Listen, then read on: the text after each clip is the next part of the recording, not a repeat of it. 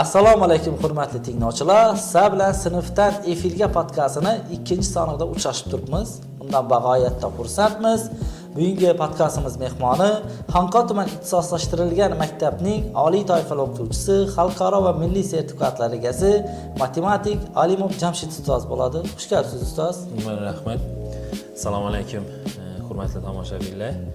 Shu podkastga taklif qilinganimizdan, shu ishtirokchi bo'lganimizdan xursandmiz.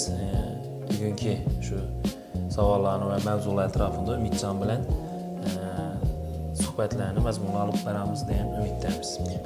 Ustoz siz bilan rahmat. Ustoz siz bilan suhbatni bir hafta burun maktabimiz kanalida e'lon etdim. Savollar bo'lsa kanalga yoki lichka mazmunlar dedim. Taxminan bir 50 ga yaqin savollar keldi. Ularni umumlashtirib sizga berishga harakat etaman. Birinchi suhbatimiz mavzusini shundan boshlasak, 2022-yilda Prezident ta'lim tizimida ixtisoslashtirilgan maktab, ya'ni bizlarnikidek maktablar ochilib boshlandi. Bu maktablarga e'tibor beradigan bo'lsak, 4 dan 3 qismini aynan aniq fanlar ixtisoslashgan, ya'ni matematika ixtisoslashgan sinflar tashkil etadi.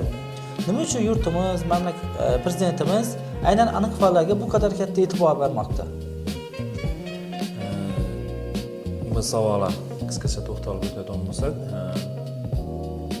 zamonaviy dunyo kasblari, ya'ni zamonaviy dunyoni talab qilib turgan kasblarni ichida biz bilamiz, bu kasblarni umumlashtirib aytadigan bo'lsak, bu STEM kasblari, ya'ni science, technology, energy, engineering, art, keyingisi mathematics.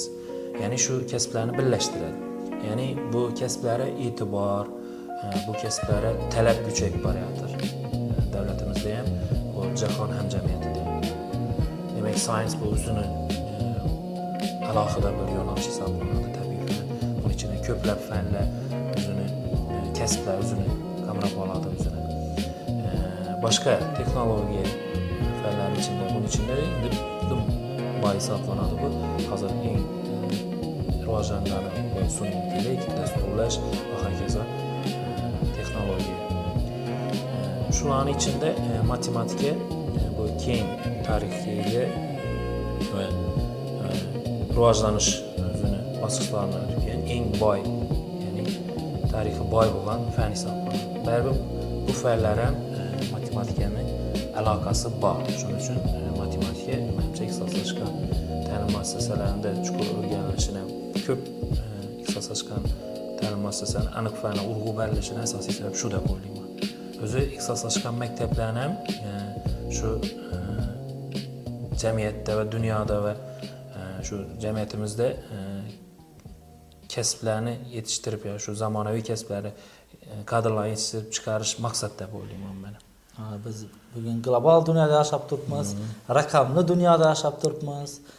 Raqamli dunyoni esa raqamlarsiz, ya'ni matematikasi tasavvur bo'lmasa kerak.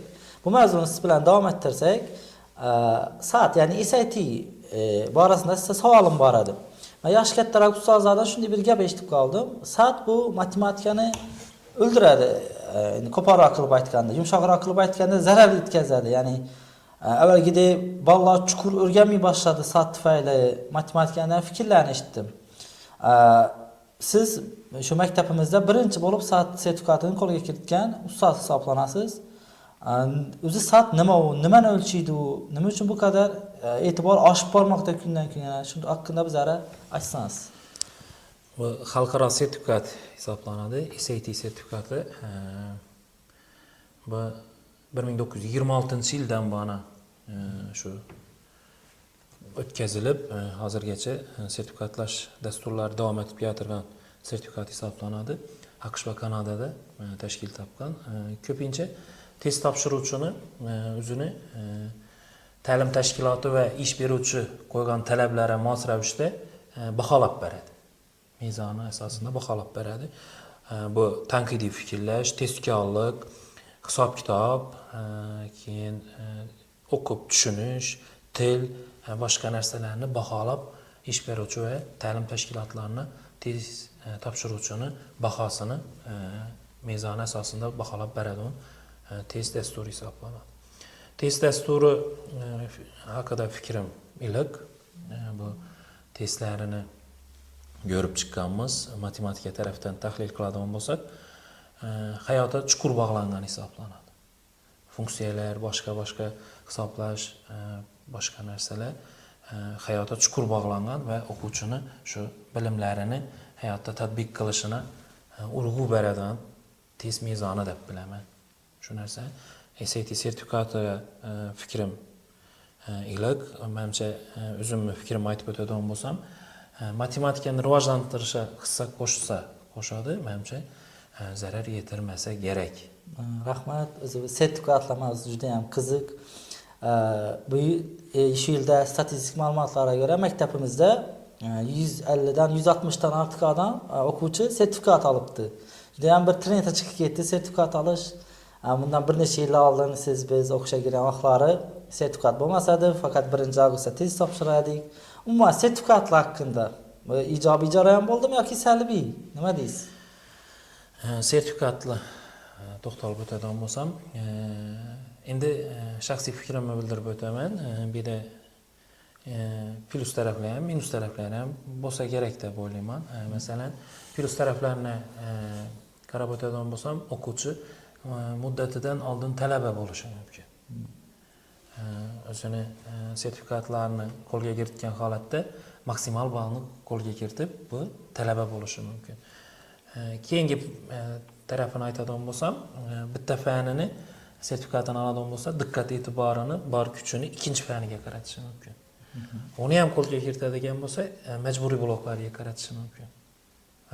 Bu o'quvchiga katta qulayliklar yaratib beradi deb o'ylayman. Minus tarafini aytadigan bo'lsam, menimcha minus tarafi bir fani nuqtai nazarini qaratib, boshqa fanlardan e'tiborini susaytirish olib keladi va boshqa fanlarga bir nima desak bo'ladi, dars jarayonida e'tibor pasayishini olib keladi deb o'ylayman. Boshqa minus tarafi bo'lmasa kerak. Rahmat. Endi baribir siz yoshingiz kattaroq mendan, ancha tajribaga sizdan bir masala so'rayajakarim. Yaqinda 10-A sinf bilan deyarli hammasini ona tili sertifikati oldik. 10-A bilan. Endi menda bir muammo paydo bo'layotir. Ders jarayonida hammasida sertifikat bor, lekin men ularni dars ona tilidan grammatika o'tishim kerak. Qanday maslahat berasiz? Qanday yo'ldan keting endi? Endi shu og'am o'quvchilarimizni ko'rib xursand bo'ldik, baribir katta natija. Fanni yanada rivojlantirsa, ya'ni bilimlarni rivojlantirsa bo'ladi. Masalan, hali eldimizda sertifikatlar ona tildan bo'lsa kerak. Demak, shularni bilim darajasini oshirish yoki sertifikat darajasini oshirish ustida ishlasa bo'ladi. Keyin yana boshqa bir yo'nalishlar bilan ishlasa bo'ladi menimcha. Shuningda maslahat bersam, fan chegarasi yo'q-ku. Fan chegarasi yo'q, yana bilimni boyitsak, yana boshqa ishlar bilan shug'ullansak bo'ladi. Haqiqatan hozir yashash uchun juda ham katta imkoniyatda. Avval masalan shu 1-avgustda bo'lar edi, hayoting, mamoting hamma narsa bir kunda bog'liq. O'zim yodimda bir yerga topshirib bo'ladi-ku. O'qishga kirardim, yiqilgan vaqtim 3 oy uydan chiqarmayotganman. U davrda qiziqamadi-da. Qiziqlik shunda, kim o'qishga kirdi, kim o'qishga kirmadi, hammani taniyadi. Shuni uyalaydi ko'chaga chiqmoqqa. Hozir bilmayman, ko'p odam o'qishga ketib turibdi, xususiy institutlar, nimalar ochilib turibdi.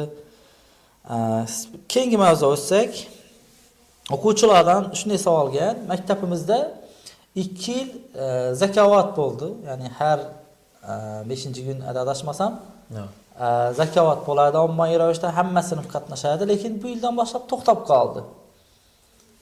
Nima uchun to'xtab qoldi? Zakovati qiziqamiz. Endi ko'p yillar davomida qiziqib kelatirmiz. Jamoalardan ishtirok etdik. Shu maktab tashkil etilgan vaqtlarida shu maktabimizda ham tashkil etdik bu klubni. Endi birinchi eng asosiy sababi vaqt masalasi deb bilaman. Vaqt masalasi, vaqt to'g'risi yetishmay qoldi. Ikkinchi masala shu 6 günlükten 5 günlükka o'tganimiz ham sabab bo'lib qoldi.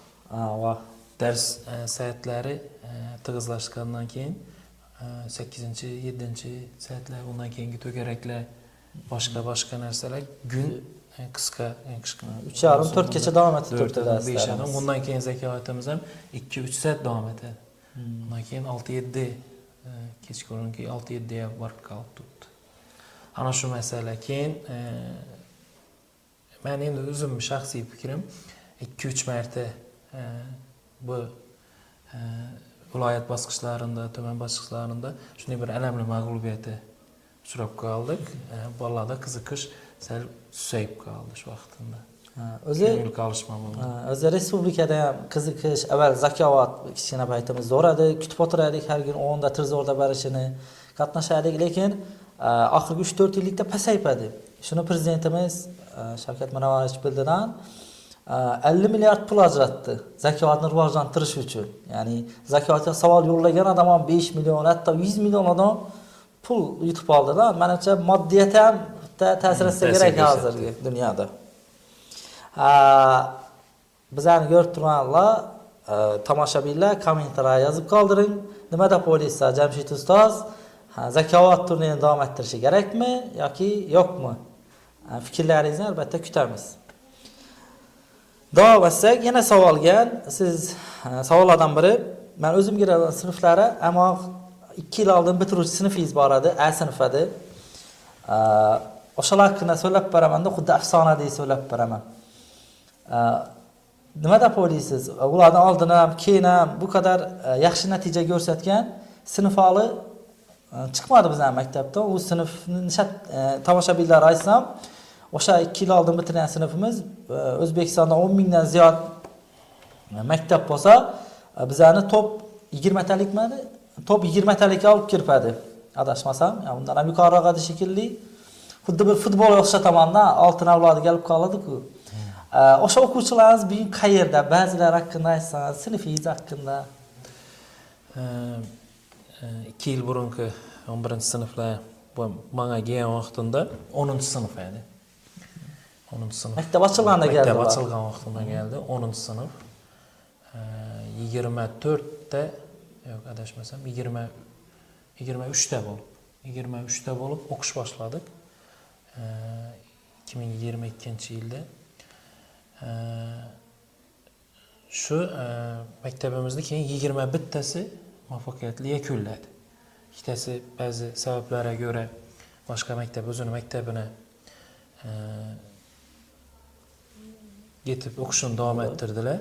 Qolgani 21 tasi shu maktabni muvaffaqiyatli yakunlab, 21 tasi ham oliy ta'lim xususiy nima emas, ta'lim muassasasi emas, davlat ta'lim muassasalarini muvaffaqiyatli ravishda o'qishga qabul qilindi. Bular hozir hammasi ta'lim jarayonini davom ettirib turibdi.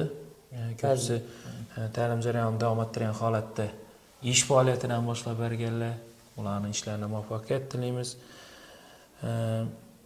Doğrusunu aytsam, bunday o'quvchilar yengilib qolgan sinf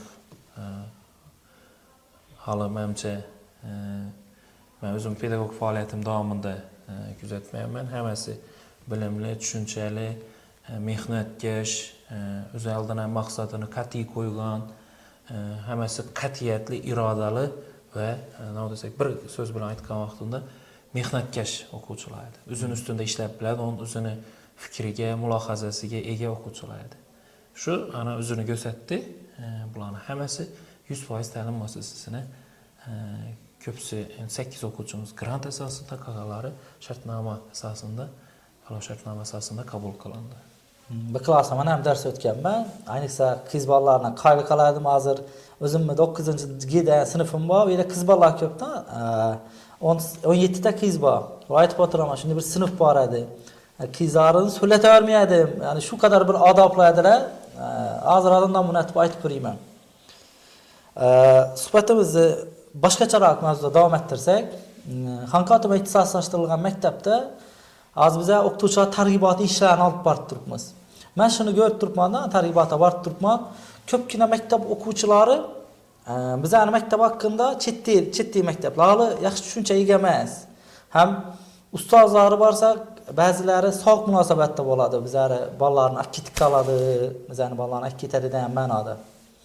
Qanday qaraysiz shu nimaga? Endi bu mavzuga to'xtalib o'tadigan bo'lsam, shu hozir boshlagan podkast mavzu ham yaxshi bir targ'ibot vazifasini bajarib o'tadi. Bu fikra qo'shilaman va davomli bo'lishini, bardavom bo'lishini tilab qolaman. Endi savolga to'xtaladigan bo'lsak, savol targ'ibot jarayonlari bo'lishi kerak. Targ'ibot jarayonlari bo'lishi kerak. Bu boshqacha shaklda davom ettirsak ham bo'ladi. Avvalo yo'lga qo'yilgan edi. Kelib maktab bilan tanishishlari, sinf dars jarayonlarini ko'rishlari, sinfxonalari bilan tanishishlari, boshqa jarayonlarni ham tashkil etish maqsadga muvofiq deb o'ylayman. Bu endi ixtisoslashgan ta'lim muassasalarida bilamiz, o'quvchilarning hammasi ta'lim olish huquqiga ega. İmtihon asosida hujjat topshirib, imtihon asosida qabul qilinadi. Demak, bu narsa o'quvchilarning ichidan eng kuchli, qobiliyatli o'quvchilarni saralab olib, bulara shu fanlarni chuqur tarzda o'qitib, kelajakda shu o'zini kasbini egasi bo'lib, jamiyatga katta bir hissa qo'shishini ko'maklashuvchi tashkilot deb bilaman. Shu dargoh deb bilaman. Bu narsa qo'shilaman, bu narsani targ'ib qilish to'g'ri deb bilaman. Endi har yerda o'zini tosh tarozusi bor, har yerda o'zini fikr doirasi bor, har yerda o'zini qarashi bor. Bu narsalarni o'zgartirish bizning o'zimizni yanada yaxshiroq tanitish, bu fikrlarni o'zgartiradi degan, o'zgartirib beradi degan fikrdaman men. Bizani kuzatib turgan bo'lsa, boshqa maktabdagi ustozlar ular iltimos etgan bo'ladim. Qobiliyatli o'quvchingiz bo'lsa, bizlarga yuboring. Bizlar ham uni rivojlantiramizdan yanada boshqa pog'onaga ko'tarishga harakat etamiz. Ya'ni qobiliyatli o'quvchilarni asrab qolishimiz kerak. Ba'zi masalan o'qimaydigan bir sinfning ichiga bir o'qiydigan bola tushib qolsa, baribir u o'zini to'la namoyon qilib bilmaydi. Bizlar maktabga kelsalarsa imkoniyat ko'proq bo'ladi. Yon atrofini qarasa hamma o'qib turibdi, hamma kurashib turibdi, chunki 3 baho olgan o'quvchi maktabini qaytarib beradi. 3 baho o'qish mumkin emas.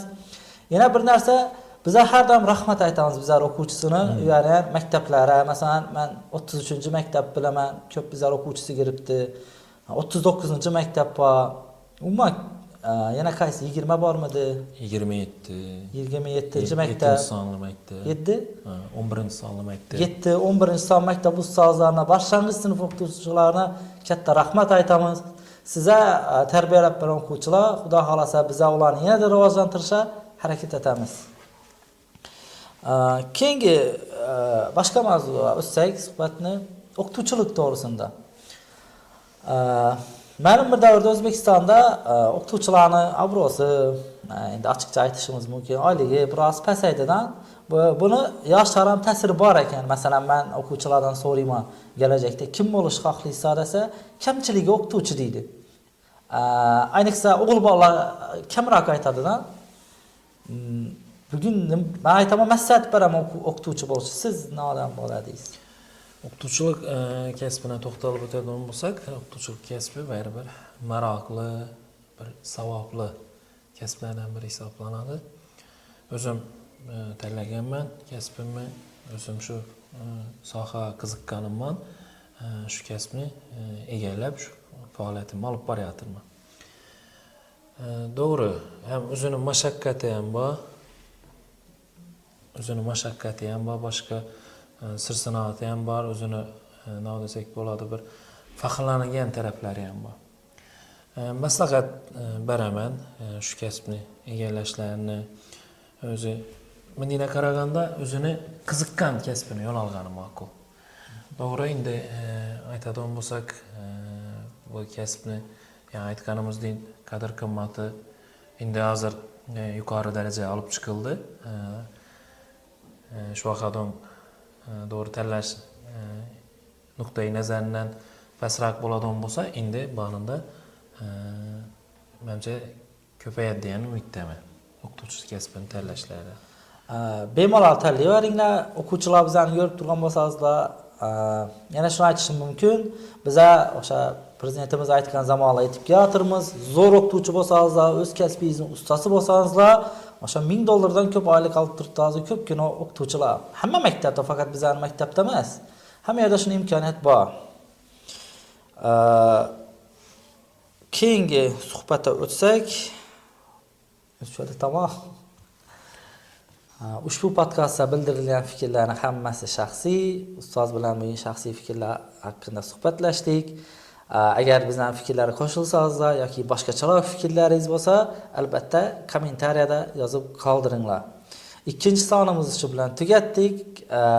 Uchinchi sonda kimni ko'rishni xohlaysizlar? Uni ham yozib qoldiring. Hozircha xayr.